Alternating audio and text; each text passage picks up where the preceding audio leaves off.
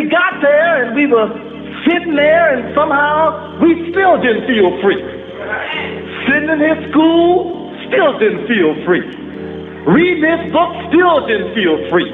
On his television, still didn't feel free. In his plays, still didn't feel free.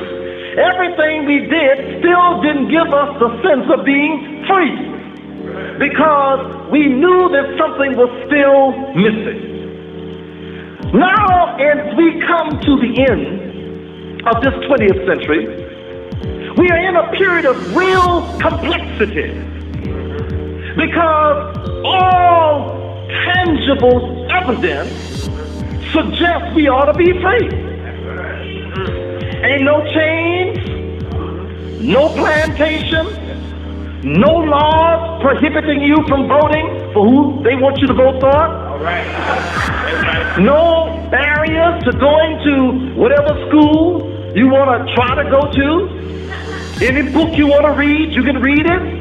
Turn on TV, colored people everywhere, doing all the things that white folks do. Being molested, learning how to molest, having dysfunctional families, being psychoneurotic. We got them all. Listen.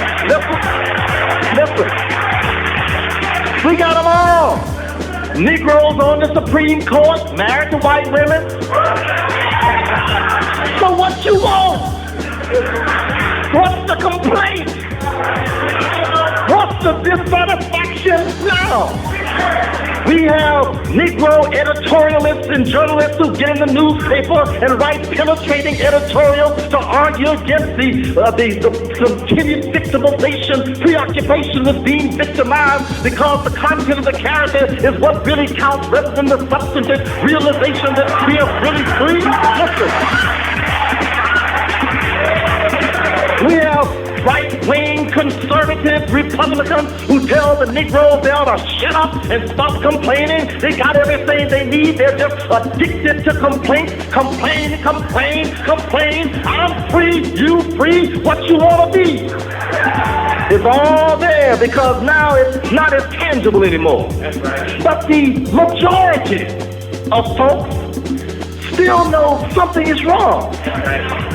Every time you look at a statistic that reflects negative things, we at the top. Dying from cancer, we at the top. Dying from AIDS, we at the top. Highest poverty, we at the top. Most welfare, we at the top. Everything that has to do with death, destruction, degradation, destruction of our lives and our children's lives, we at the top. And even though we have representatives who look like us, sitting at every high peak of authority, the bottom line is that we are still primarily plantation-existing Negroes. That is the bottom line reality. So the question becomes, well, it answers one question. It lets us understand why it is so difficult now to get most of our people to understand there's a problem.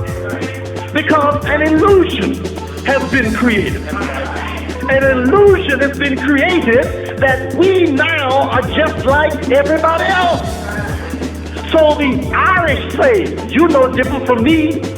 The Italians say, you know different from me. Even the Jews say, you know different from me. We all in the same boat. We all are just struggling to make it now. And most of our people have come to believe that that's the way it is. Not most of them, many of our people. Many of our people, they believe that that's the way it is. So when you come to them and say, look, we got to get free. Time's running out. Our condition is getting worse. They say, what are you talking about? Oprah is one of the richest people in America. What are you talking about? We got Montel, Les Brown, all of Burtis, all of them now on TV. We on the air tonight, Search for Tomorrow, All My Children. What do you mean, Medical Center? We got special episodes with us. We've had the Cosby Show. We got everything. What do you mean? We've got PhDs, LLDs, DMs, MDs. You name the D, we got all the Ds. What you mean? What are you concerned? What are you talking about? So it becomes extremely difficult to get them to understand that those are illusions that have been created to keep us pacified, quiet, and stupid about our condition. Now,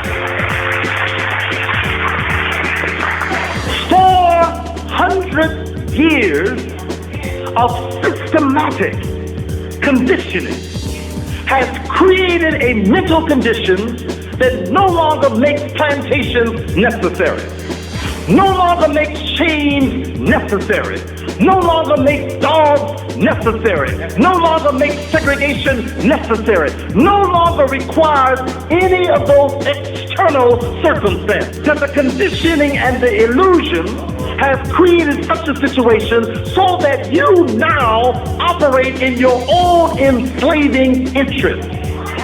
We are now in 1993 our primary source of enslavement.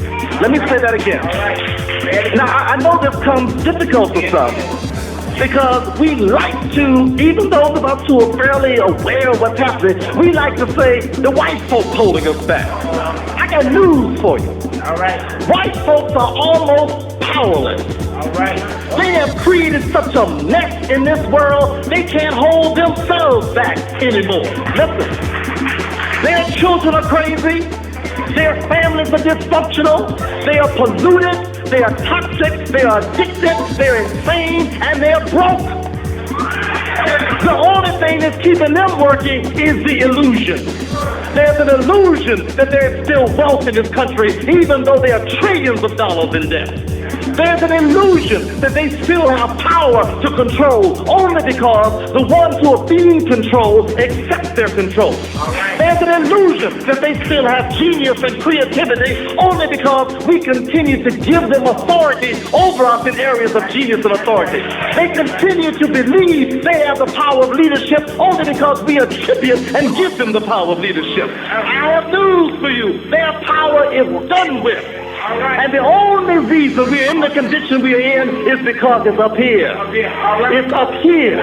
The enslavement in our mind has us perpetuating a condition that has been over now for decades. And to fulfill sacrifice, we live and expand the universe.